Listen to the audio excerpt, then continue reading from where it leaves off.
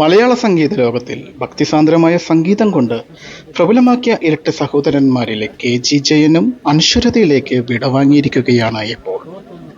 തൃപ്പൂണിത്തുറയിലെ കുഴിക്കാട്ടെ വസതിയിൽ ഇന്നലെ പുലർച്ചെയായിരുന്നു താരത്തിന്റെ അന്ത്യം.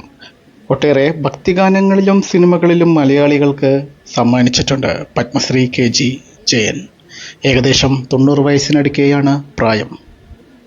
നിരവധി ആളുകളാണ് അദ്ദേഹത്തിനെ ഒരു നോക്ക് കാണുവാൻ വേണ്ടി എത്തിച്ചേർന്നത്. സിനിമാ മേഖലയിൽ നിന്നും സംഗീത ലോകത്തിൽ നിന്നും നിരവധി ആളുകൾ ഇതിൽ പെടുന്നു. അതിരാവിലെ തന്നെ എം ജി ശ്രീകുമാറും ഭാര്യയും എത്തിച്ചേർന്നിരുന്നു. പിന്നാലെ സിനിമാ രംഗത്ത് നിന്നും മമ്മൂട്ടി, നാദിർ ഷാ, കുഞ്ചാക്കോ ബോബൻ, പിഷാരടി എന്നിങ്ങനെ പ്രമുഖരെല്ലാവരും എത്തിച്ചേർന്നു. അപ്പോഴും ഉറ്റുനോക്കിയത് ഉർവശി എത്തുമോ എന്നായിരുന്നു. നിരവധി ഓൺലൈൻ മാധ്യമങ്ങളാണ് ഉർവശി എത്തിച്ചേർന്നു എന്നുള്ള രീതിയിൽ വാർത്തകൾ നൽകിയത്. എന്നാൽ ഇതുവരെ ഉർവശി എത്തിച്ചേർന്നിട്ടില്ല എന്നതാണ് മറ്റൊരു സത്യം. ഇതുമായി ബന്ധപ്പെട്ട് മനോജ് കെ ജയൻ്റെ കുടുംബാംഗങ്ങളുമായി സംസാരിക്കുകയുണ്ടായി. അപ്പോഴും അവർ പറഞ്ഞത് എത്തുമോ എന്ന് അറിയില്ല എന്ന് തന്നെയാണ്.